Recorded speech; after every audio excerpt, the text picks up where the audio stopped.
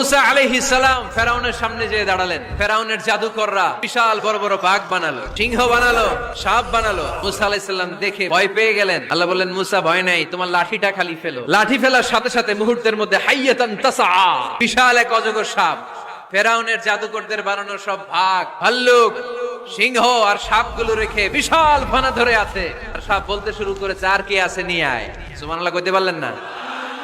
এই দৃশ্য দেখার সাথে সাথে ফেরাউনের রাজপ্রাসাদের সামনে যতগুলো জাদুকর ছিল, কোরআন বলে ফাউলকিয়াস সাহারাতু সাজিদিন। এই দৃশ্য দেখা মাত্রই ফেরাউনের নিয়ে আসা বড় বড় জাদুকর গুলো মুসা আলাইহিস সালামের সামনে দাঁড়িয়ে আল্লাহর জন্য সেজদায় লুটিয়ে পড়েছে।